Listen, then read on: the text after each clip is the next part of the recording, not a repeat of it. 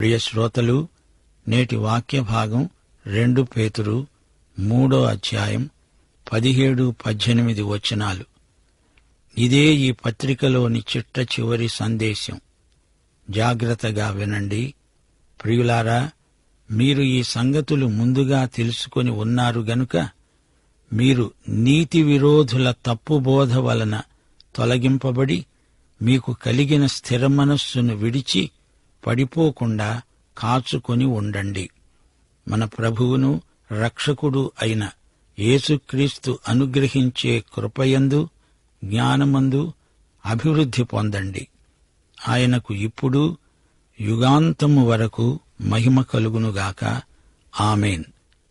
కొన్ని సంగతులు మనం తెలుసుకుని ఉండాలి. దేవుని వాక్యం కష్టపడి నేర్చుకోవాలి. ఆధ్యాత్మిక విజయానికి దగ్గరి తోవలు, సులభ పద్ధతులు ఉండవు. దేవుని వాక్యమంతా క్రమబద్ధంగా నేర్చుకోవడానికి కఠిన పరిశ్రమ చెయ్యాలి. అక్కడొక వచనం, ఇక్కడొక వాక్యం తీసుకొని బంతేట ఆడడం కాదు. పేతురంటున్నాడు, మీరు ఈ సంగతులను ముందుగా తెలుసుకొని ఉన్నారు, పడిపోకుండా చూసుకోండి. అప్రమత్తులై మెలగండి. తప్పుబోధల నుండి తప్పుకోండి. నీతి విరోధులు చేసే బోధలు తప్పుడు సిద్ధాంతాలు. వాటి నుండి తొలగిపోండి. మీకున్న స్థిర మనస్సును కోల్పోవద్దు. పడిపోయేరు, జాగ్రత్త. మీరు నేర్చుకున్న లేఖనాలను జీవితానికి అన్వయించుకోండి. అప్పుడు మీరు నిలకడగా ఉండగలరు. జ్ఞానం మీకు కావాలి. యేసుక్రీస్తు మన ప్రభువు, రక్షకుడు. ఆయన అనుగ్రహించే కృపయందు జ్ఞానమందు మీరు అభివృద్ధి చెందాలి. ఈ జ్ఞానం మనం కాదు, సిద్ధాంతం కాదు, మతాచారాలు కాదు, ఏదో మార్మిక విధానమూ కాదు. దేవుని వాక్యమందలి యేసుక్రీస్తు ప్రత్యక్షమే ఈ జ్ఞానం. యోహాను సువార్త 17వ అధ్యాయం 3వ వచనంలో ప్రభువేమన్నాడు? అద్వితీయ సత్యదేవుడవైన నిన్ను, నీవు పంపిన క్రీస్తును ఎరుగుటే నిత్యజీవం. సత్యదేవుణ్ణి, ఆయన కుమారుడైన యేసుక్రీస్తును వ్యక్తిగతంగా, సన్నిహితంగా ఎరిగి ఉండాలి. అదే క్రైస్తవ జీవిత రహస్యం. ఆయన మన ప్రభువు, రక్షకుడు. పేతురుకు యేసుక్రీస్తు అంటే ఎంత ప్రేమ, ఎంత భక్తి! యేసే తన ప్రభువని, ఆరాధ్యుడని, రక్షకుడని, ఆయనే తనకు సర్వస్వమని ఎంచాడు, ప్రేమించాడు. ఆయన క్రీస్తు అనగా అభిషిక్తుడు. ఆయనకే యుగాంతము వరకు మహిమ కలుగునుగాక అంటూ తన హంసగీతికను పేతురు ముగిస్తున్నాడు. ప్రభువుతో మనం గడిపే సమయం ఎంతో అమూల్యమైనది, ఎంతో ఆనందదాయకమైనది. ఆయన కృప, దయాళుత్వం ఎంతైనా రుచి చూడదగినవి. క్రీస్తునందు ప్రియ సోదరీ సోదరులారా, వింటున్నారా? జాగ్రత్తగా ఉండాల్సిన రోజులివి. అక్రమకారుల తప్పుల తడక బోధలకు ప్రభావితులు కావద్దు. మీరు నిలిచిన పునాది గట్టిది. దాని నుండి ఎట్టి పరిస్థితిలోనూ తొలగవద్దు. కృపలో ఎదగండి, వర్ధిల్లండి. యేసుక్రీస్తును గురించిన జ్ఞానం వర్ధిల్లాలి. ఇప్పుడు, ఎల్లప్పుడూ, నిత్యత్వము పర్యంతము ఆయనకు మహిమ కలుగునుగాక. ఆమేన్.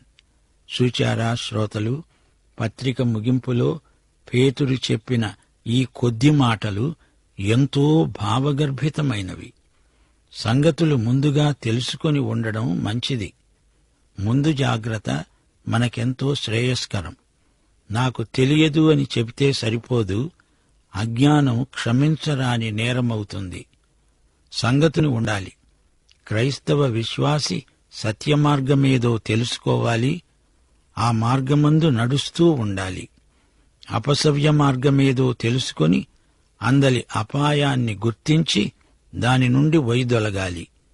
ఇది బుద్ధిమంతుని లక్షణం. క్రైస్తవ విశ్వాసి సులభ పద్ధతుల కోసం, అడ్డుదోవల కోసం, దగ్గర దారి కోసం చూడకూడదు. క్రైస్తవమంటే శిలువ. విశ్వాసిని పెడదోవ పట్టించే దొంగ బోధకులున్నారు, జాగ్రత్త. వారు మన విశ్వాసాన్ని ముట్టడిస్తారు, దెబ్బతీయాలని చూస్తారు. ముందు జాగ్రత్త అంటే రాబోయే ప్రమాదాన్ని ఎదుర్కొనేందుకు సిద్ధపాటు. మనం అన్నిటికీ సర్వసన్నద్ధులమై ఉండాలి. ఇది మన బాధ్యత. సత్యమేదో ఎరిగి ఉండి కూడా సరైంది తెలిసినా అలా చేయకపోతే రెట్టింపు శిక్షను కొని తెచ్చుకున్న వారమవుతాము. విశ్వాసివైన నీ జీవితానికి మంచి పునాది ఉండాలి. బలమైన విశ్వాసమందు వేరూని ఉండాలి. పునాది నుండి ఏమాత్రమూ కదలకూడదు, తొలగకూడదు.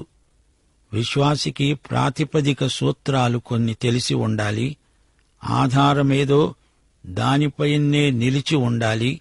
నిరాధారమైన బ్రతుకు కుప్పకూలిపోవటం ఖాయం. ప్రతిరోజూ మారటానికి ఇదేమీ పడక మీద పరిచే దుప్పటి కాదు. ఇది మారని పునాది, స్థిరమైన అనాది పునాది. క్రైస్తవ జీవితానికి ఆధారమేదో అది మారదు, దానిని మార్చకూడదు. మన విశ్వాసానికి, నమ్మకానికి బలమైన, స్థిరమైన ఆధారముంది. దేవునికి స్తోత్రం. నీతి విరోధుల తప్పు బోధలను తిప్పికొట్టండి. యేసుక్రీస్తే నా ప్రభువు అనే నినాదం మన విశ్వాస ప్రమాణం. ఫిలిప్పీ పత్రిక 2వ అధ్యాయం 11వ వచనం ఇదే మాట అంటోంది. ప్రతివాని నాలుక తండ్రి అయిన దేవుని మహిమార్థమై యేసుక్రీస్తే ప్రభువని ఒప్పుకోవాలి. యేసుక్రీస్తే నీకు, నాకు, అందరికీ ప్రభువు. విశ్వాసి యొక్క జీవితం, అతని విశ్వాస ప్రమాణం ఒకటే అయి ఉండాలి. ఎంతమాత్రమూ తేడా రాకూడదు. బాధ్యతలను గుర్తెరిగి క్రైస్తవ విశ్వాసి బ్రతకాలి. యేసే నీ ప్రభువైతే నీ మీద ఆయనకు పూర్తి అధికారముంది. నీపై ఆయనకు అన్ని హక్కులూ ఉన్నాయి. క్రైస్తవ జీవితం వర్ధమానమైనది, ప్రగతిశీలమైనది. క్రైస్తవ జీవితమందలి విలువలు మారవు. విశ్వాసి జీవితం యేసు అనే పునాది మీద, ఆయన వాక్యం అనే పునాది మీద కట్టబడుతుంది. ఇది మొండితనమనిపించుకోదు. అనుదినము విశ్వాసి కృపానందాన్ని అనుభవిస్తాడు, కృపావరాలను అభ్యసిస్తాడు. క్రీస్తునందు రోజురోజు క్రొత్త రుచులు అనుభవిస్తాడు. యేసుక్రీస్తే పరమానందం, పరమాద్భుతం. పునాది లోతైనది, ఇది గట్టి పునాది. దీనిమీద ఎంత పెద్ద కట్టడమైనా నిర్మించవచ్చు. ఎన్ని అంతస్తుల మేడైనా కట్టవచ్చు. చెట్టు వేరు లోతుకు వెళ్లిపోయిందంటే ఆ చెట్టును గాలి తుఫానులేమీ చెయ్యలేవు. మరచిపోవద్దు ప్రియశ్రోత, నీ పునాది గట్టిది. ఎత్తుగా, లోతుగా నీ జీవితం ఎదుగుతుంది, పొడవుగా విస్తరిస్తుంది. యేసుక్రీస్తుకే మహిమ యుగయుగాలకు కలుగునుగాక అంటూ పేతురు తన 2వ పత్రిక ముగించాడు.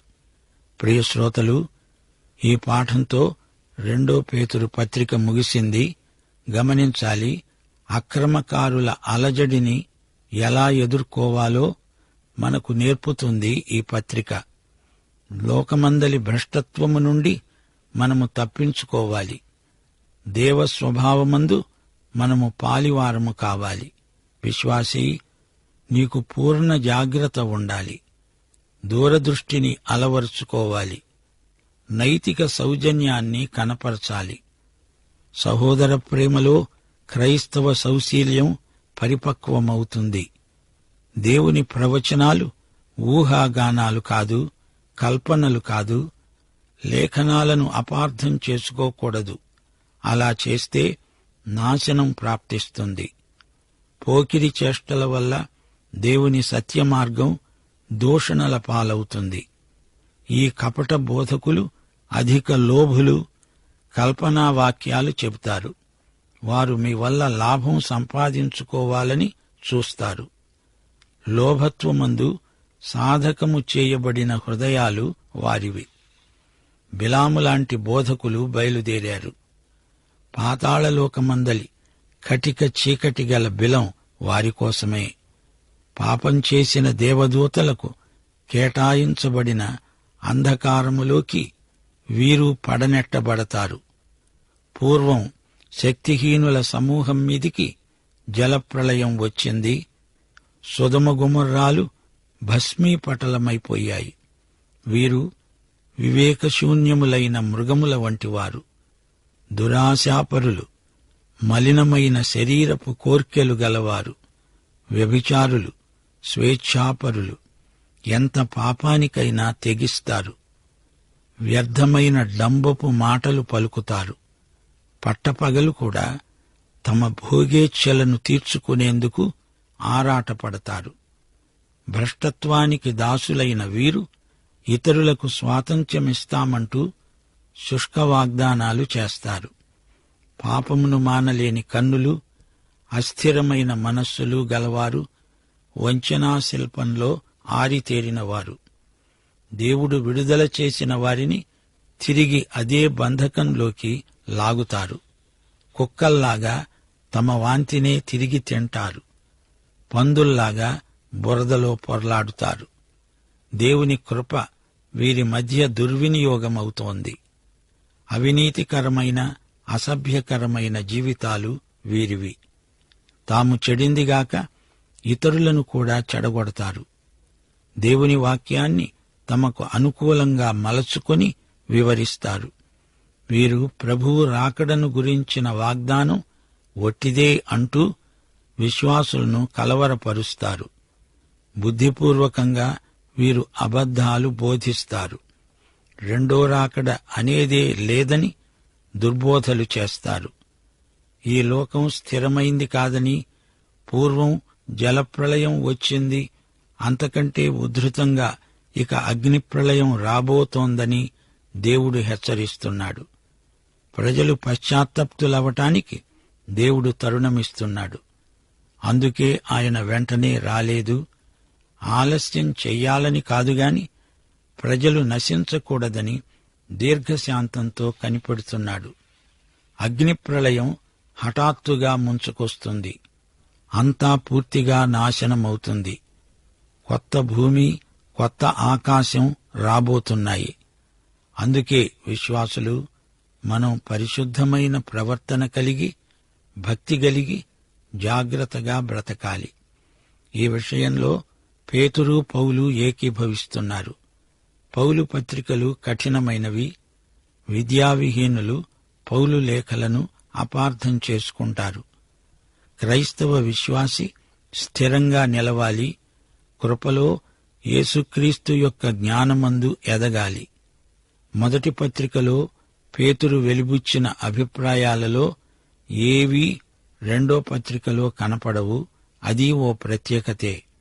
యేసుక్రీస్తు శ్రమలు, పునరుత్థానం, యేసుక్రీస్తు ఆరోహణం, సంఘమనే ఆధ్యాత్మిక ఇశ్రాయేలు, నిరీక్షణ, విశ్వాసము, పరిశుద్ధాత్మ, ప్రార్థన, బాప్తిస్మము, యేసుక్రీస్తే మనకు మాదిరి. ఈ అంశాలతో మొదటి పత్రిక నిండి ఉంది. ఈ రెండో పత్రికలో ఆ అంశాలేవీ ప్రస్తావించబడలేదు. 2 పేతురు పత్రిక కొత్త నిబంధన లేఖలన్నిటిలో చిట్టచివర రాయబడింది. క్రైస్తవ నీతికి, సిద్ధాంత సత్యానికి 2 పేతురు పత్రిక గొప్ప సమర్థన. క్రైస్తవ విశ్వాసాన్ని దెబ్బతీసే నీతి విరోధ బోధలను పూర్వపక్షం చేయడానికి ఈ పత్రిక ఎంతగానో ఉపకరిస్తుంది. పేతురు రాసిన ఈ పత్రిక అమూల్యమైన విశ్వాసము పొందిన వారికి రాయబడింది. యేసుక్రీస్తు నీతే మన నీతి, అందుకే మనం నీతిమంతులమయ్యాము. ఈ విశ్వాసులు ఒకప్పుడు వాగ్దాన నిబంధన లేని పరజనులు, క్రీస్తుకు దూరస్థులు. ఇప్పుడు క్రీస్తు యేసునందు క్రీస్తు రక్తము వలన సమీపస్థులు. ఈ పత్రికలో క్రైస్తవ సద్గుణాల నిచ్చెన ఉంది. మీరందరూ ఒక్కొక్క మెట్టు ఎక్కుతున్నారు గదా. మీకు మా అభినందనలు. ఈ మెట్లు వరుసగా గుర్తు చేసుకోండి. 1 విశ్వాసం, 2 సద్గుణం, 3 జ్ఞానం, 4 ఆశానిగ్రహం, 5 సహనం, 6 భక్తి, 7 సహోదర ప్రేమ, 8 దయ. ఈ 7 మెట్ల నిచ్చెన మన సాధనకు ఎంతో ఉపయోగపడుతుంది. ఇలాంటి జాబితాలు కొన్ని మనం కంఠతా చేయడం మంచిది. పిల్లలు వీటిని నేర్చుకొని జ్ఞాపకముంచుకోవాలి. పౌలు గలతీ పత్రికలో ఆత్మఫలం జాబితా రాశాడు గదా. ప్రేమ, సంతోషం, సమాధానం, దీర్ఘశాంతం, దయాళుత్వం, మంచితనం, విశ్వాసం, సాత్వికం, ఆశానిగ్రహం. గలతీ పత్రిక 5వ అధ్యాయం 22, 23 వచనాలు. అలాగే 1 తిమోతి 6వ అధ్యాయం 11వ వచనంలో మరో జాబితా ఉంది, నేర్చుకోండి. పౌలన్నాడు, దైవజనుడా, నీవైతే నీతిని, భక్తిని, విశ్వాసమును, ప్రేమను, ఓర్పును, సాత్వికమును సంపాదించుకోటానికి ప్రయాసపడు. ప్రియ శ్రోతలారా, వింటున్నారా? ఈ రోజున క్రైస్తవ నాయకత్వంలో ఉజ్జీవం ఎంతో అవసరమని గుర్తిస్తున్నాము. స్వార్థపరులైన నాయకులను బట్టి సంక్షోభం ఏర్పడుతోంది.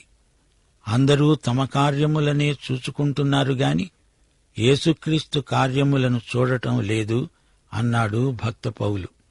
నాయకులైన వారు వినయ విధేయతలు గలిగి ప్రభువు ముఖం చూస్తూ సేవ చెయ్యాలి గాని తమ స్వంత లాభం కోసం చేయకూడదు.